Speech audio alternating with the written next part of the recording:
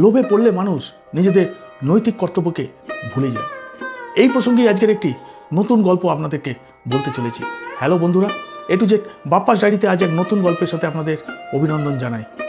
গল্পটি প্রথম থেকে শেষ পর্যন্ত দেখার ও শোনার অনুরোধ রইল। সঙ্গে থাকুন ভিডিও শেষ পর্যন্ত। রমেনবাবু ছিলেন একজন ধনী ব্যক্তি। রমেনবাবু স্বয়ং বিষ্ণুকে পুজো করতেন এবং বলা যেতে পারে স্বয়ং বিষ্ণুর পরম ভক্ত হয়ে উঠেছিলেন রমেনবাবু। রমেনবাবুর একটি পোষ্য কুকুর ছিল। সেই পোষ্য কুকুরের নাম ছিল ভোলা। রমেনবাবু ভোলাকে দিয়ে ঘরের সমস্ত কাজই প্রায় করিয়ে নিতেন। রমেনবাবু প্রতিদিন শোয়ার সময় স্বয়ং বিষ্ণুকে ডেকে তারপর নিজের ঘরেতে শুতেন। একদিন রমেনবাবু রাত্রিবেলা তার শোবার ঘরে গিয়ে নিজের বিছানায় স্বয়ং বিষ্ণুকে প্রণাম করে এবং স্বয়ং বিষ্ণুকে ডেকে শুতে গেলেন। রমেনবাবু যে খাটে শুতেন তার ঠিক পাশেই রমেনবাবুর পোষ্য কুকুর ভোলা শুয়ে থাকত। রমেনবাবুর স্বপ্নে আসে স্বয়ং বিষ্ণু। স্বয়ং বিষ্ণু রমেনবাবুর স্বপ্নে এসে রমেনবাবুকে বলে, রমেন ওঠ, আমি তোর ভক্তিতে খুব প্রসন্ন হয়েছি। রমেনবাবু স্বয়ং বিষ্ণুকে ডেকে উঠে বসেন এবং স্বয়ং বিষ্ণুকে যেই দেখতে পান সঙ্গে সঙ্গে স্বয়ং বিষ্ণুর সামনে নিজে হাত জড়ো করে স্বয়ং বিষ্ণুকে বলে, প্রভু তুমি আমাকে দেখা দিলে, আমি খুব ধন্য, আমার এই জীবনটা খুব ধন্য হয়ে গেল। স্বয়ং বিষ্ণু বলল রমেনবাবুকে, হ্যাঁ রে, তোকে আমি দেখা দিয়েছি, তোর ভক্তিতে আমি খুব প্রসন্ন হয়েছি, তাই আমি তোর কাছে এসেছি। তুই বল তোর কি চাই, তোকে আমি একটা ইচ্ছা পূরণ করার সুযোগ দিলাম, তুই যা বলবি সেটাই আমি তোকে দেব। রমেনবাবু তার বিছানার পাশে থাকা একটি ছোট্ট ড্রয়ার থেকে একটি সাদা প্যাড বার করে এবং সাদা প্যাডটি বার করে স্বয়ং বিষ্ণুকে দেয়। বিষ্ণুকে দিয়ে বলে, প্রভু আমার যা আছে আমি তাতে খুব খুশি, এই প্যাডের মধ্যে তুমি একটা স্বাক্ষর করে দাও, কারণ আমাকেও তো সবাইকে জানাতে হবে যে তোমরা দেবতারা আছো, তুমি যে আছো সেটাই তো আমি সবাইকে বলতে চাই। প্রভু আমার এটাই ইচ্ছা, তুমি এই সাদা পাতার মধ্যে তোমার একটা সই করে দাও। স্বয়ং বিষ্ণু ওই সাদা প্যাডটি হাতে নিয়ে তার একটি পাতায় নিজে স্বাক্ষর করে দেয়। তারপর স্বয়ং বিষ্ণু ওখান থেকে চলে যায়। এই সমস্ত ঘটনা দেখে রমেনবাবুর সেই পোষ্য কুকুর ভোলা, তার প্রায় 6 মাস পরে ভোলা মারা যায়। রমেনবাবু অনেক কষ্ট পায়, কারণ ভোলাকে রমেনবাবু অনেক ছোট থেকে পালন করেছে। তারপর সেই মৃত ভোলা অর্থাৎ রমেনবাবুর মৃত পোষ্য কুকুর চলে যায় যমলোকে। যমলোকে মৃত ভোলা দাঁড়িয়ে থাকে যমদূতের সামনে। যমদূত চিত্রগুপ্তকে বলে, দেখো এই পোষ্য কুকুর কোনো পাপ কাজ করেছে কিনা। চিত্রগুপ্ত পাতা খুলে দেখে এই পোষ্য কুকুরের কোনো পাপ নেই, বরঞ্চ এই পোষ্য কুকুর তার মালিককে অনেক সাহায্য করেছে। এই পোষ্য কুকুর খুব ভালো ছিল পৃথিবী পৃষ্ঠে। যমদূত সেটা দেখে খুব খুশি হয়। যমদূত তারপর সেই পোষ্য কুকুরকে বলে, বলো তোমার তো কোনো পাপই দেখতে পাচ্ছি না, তুমি তো যা করেছো সব পুণ্যের কাজ করেছো, তাহলে তুমিই বলো তোমাকে কি হিসাবে আবার মর্তে পাঠাবো। তুমি কি এবারে মানুষ হিসাবে জন্মাতে চাও, তোমাকে আমি তাহলে মানুষ হিসাবেই মর্তে পাঠাতে পারি। তখন ওই পোষ্য কুকুর যমরাজের কাছে হাত জড়ো করে বলল, প্রভু আমাকে আর মর্তলোকে পাঠাবেন না, আমি আর মর্তলোকে যেতে চাই না। মর্তলোকে যে সমস্ত মানব জাতিরা আছে তারা নিজেদের স্বার্থ সিদ্ধির জন্য অনেক কিছু করতে পারে। মর্তলোকে যে মানব জাতিরা আছে তারা খুব বুদ্ধিমান ও চালাক, তাদের মতো চালাক আর কেউ হয় না। যমরাজ তখন সেই ভোলাকে বলে, কেন তুমি মানুষ হতে চাও না, মানুষ তো খুব বুদ্ধিমান, মানুষের মতো তো আর কোনো জীবই হয় না। তখন ভোলা বলে, তাই তো আমি মানুষ হতে চাই না প্রভু। মানুষেরা নিজেদের সাধ্য সিদ্ধির জন্য মানসিক করে ভগবানের কাছে, কিন্তু সেই কাজটা যখন হয়ে যায় তখন আর ভগবানের দিকে তাকায় না। আর সেই কাজটা করার সময় ভগবানকে অনেক কিছু প্রতিশ্রুতি দেয়, যেমন যদি আমার এই কাজটা হয়ে যায় তাহলে তোমাকে আমি এটা দেব সেটা দেব। কিন্তু তাদের ওই কার্যসিদ্ধি হয়ে গেলে তারা সেই সমস্ত কিছু ভুলে যায়। মানুষ এতটাই স্বার্থ নিয়ে চলে যে নিজেদের স্বার্থ সিদ্ধির জন্য মানুষ নিজেদের বুদ্ধির জোরে সেই কাজগুলো করিয়ে নেয় অপর একটি মানুষ বা জীবের সাহায্যে। তাই আমি কখনোই মানুষ হতে চাই না। তখন যমরাজ বলল, ভোলা, মানুষ যতই বুদ্ধিমান হোক না কেন, আমাদের মতো বুদ্ধিমান কিন্তু মানুষ নয়। কারণ আমরা যখন তখন মানুষদের এইখানে নিয়ে আসতে পারি এবং তাদেরকে সাজাও আমরা শোনাতে পারি। ভোলা তখন যমরাজের কাছে হাত জড়ো করে বলে, প্রভু, আপনি যদি আদেশ দেন তাহলে আমি একটা কথা আপনাকে বলতে পারি।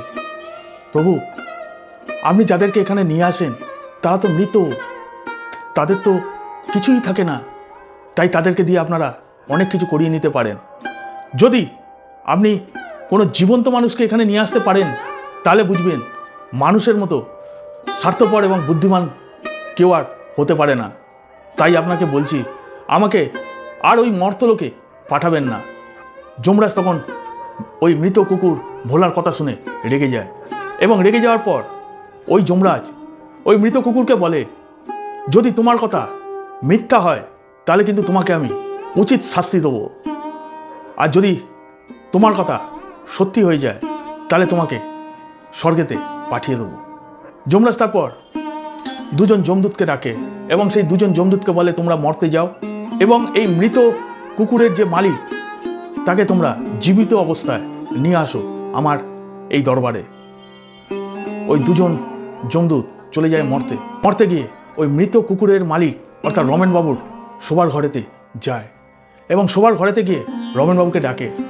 রমেনবাবুকে ডেকে বলে, চলো, তোমাকে আমরা যমালয়ে নিয়ে যেতে এসেছি জীবিত অবস্থায়। যমদূত তোমাকে ডাক পাঠিয়েছে। রমেনবাবু উঠে ওই যমদূতদের বলে, আমি তো জীবিত, আমাকে কেন নিয়ে যাবে? তখন ওই যমদূত বলে, তোমার বুদ্ধির পরিচয় নেওয়া হবে। এই কথাটা শোনার পর রমেনবাবু ওই পাশে থাকা ড্রয়ারের ভেতর থেকে ওই প্যাডটি বার করে, যে প্যাডেতে স্বয়ং বিষ্ণু স্বাক্ষর করে দিয়েছিল। ওই প্যাড থেকে কাগজটি ছিঁড়ে ওই কাগজের মধ্যে কিছু লিখে নিজের পকেটে ঢুকিয়ে যমদূতের সাথে চলে আসে যমালয় এবং যমদূত যমালয় নিয়ে আসার পর তাকে দাঁড় করিয়ে দেয় যমরাজের সামনে। যমরাজের সামনে রমেনবাবু দাঁড়াবার পর রমেনবাবু যমরাজকে প্রণাম করে এবং যমরাজকে বলে, হে প্রভু, তুমি আমাকে জীবিত অবস্থায় ধরে নিয়ে এলে কেন? তখন যমরাজ বলল, তোমাদের নাকি প্রচুর বুদ্ধি, তোমরা নাকি খুব স্বার্থপর হয়ে গেছো, সেটাই আমি পরীক্ষা করার জন্য তোমাকে এখানে ডেকে এনেছি। রমেনবাবু নিজের পকেট থেকে যে ছোট্ট কাগজটি যাতে স্বাক্ষর করা ছিল স্বয়ং বিষ্ণুর এবং তার উপর কিছু লিখেছিল রমেনবাবু, সেই কাগজটি যমরাজের হাতে দেয়। যমরাজ সেই কাগজটি খোলে এবং খোলার পর যমরাজ অবাক হয়ে যায় এবং যমরাজ ঠিক তখন ওই রমেনবাবুকে তার ওই সিংহাসন ছেড়ে দেয় এবং রমেনবাবুকে জড়ো হাত করে বলে, আপনি আসুন প্রভু, এই সিংহাসন আপনার। তখন রমেনবাবু যমরাজের যে সিংহাসন ছিল সেই সিংহাসনের উপর বসে। ওই সিংহাসনে বসার পর রমেনবাবু যমরাজকে ওই যমালয়ের পাহারার দায়িত্ব দিল, অর্থাৎ যমরাজ হয়ে গেল ওই যমালয়ের পাহারাদার। তারপর রমেনবাবু সমস্ত নরকবাসীকে পাঠিয়ে দিল স্বর্গের উদ্দেশ্যে। স্বর্গে তখন যে সমস্ত কর্মচারীরা ছিল তারা সমস্ত নরকবাসীকে স্বর্গে আসতে দেখে কুল কিনারা খুঁজে পাচ্ছিল না তাদের নাম নথিভুক্ত করার জন্য। সমস্ত নরকবাসী স্বর্গেতে পদার্পণ করল। এই সমস্ত ঘটনা জানতে পারল স্বয়ং বিষ্ণু। স্বয়ং বিষ্ণু যখন এই সমস্ত কথা জানতে পারে তখন স্বয়ং বিষ্ণু যমালয়ে যায়। যমালয়ে যাওয়ার পর দেখতে পায় স্বয়ং যমরাজ যমালয়ে ঢোকার মুখে দাঁড়িয়ে আছে। যমরাজকে স্বয়ং বিষ্ণু জিজ্ঞেস করে, যমরাজ, তুমি এই দরজার সামনে দাঁড়িয়ে আছো কেন? তখন যমরাজ বলে, প্রভু, সবই আপনার লীলা, আপনি মর্তে একজন ব্যক্তিকে লিখে দিয়েছিলেন যে তাকে যদি যমালয়ে নিয়ে আসা হয় তাহলে তাকে আমার সিংহাসন ছেড়ে দিতে হবে। তাই আমি করেছি। আমি সিংহাসন তার জন্য ছেড়ে দিয়েছি। তিনি আমার সিংহাসনে বসে আছেন। তিনি বসার পর তিনি আমাকে এই দুয়ারের সামনে পাহারাদার হিসাবে নিযুক্ত করেছেন। সেটাই আমি করছি। প্রভু, আমি আপনার আদেশই পালন করছি।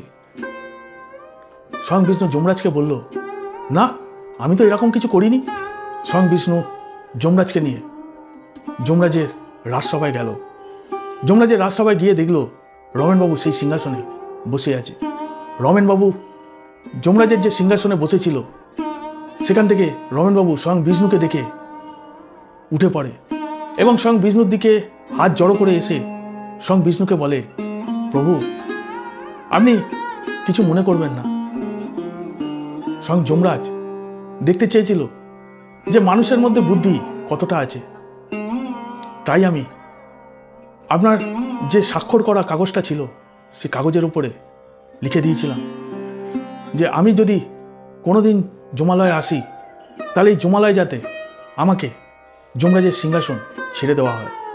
প্রভু, আমি তাই যমরাজকে পাহারাদার হিসাবে নিযুক্ত করেছিলাম এবং এই সিংহাসন যমরাজ ছেড়ে দিয়েছিল। এই কথা বলার পর যমরাজ বুঝতে পারল সত্যি মানুষের মধ্যে বুদ্ধি আছে এবং সেই বুদ্ধির জোরে মানুষ অনেকটাই স্বার্থপর হয়ে গেছে। নিজের স্বার্থ সিদ্ধির জন্য মানুষ সমস্ত কিছু করতে পারে।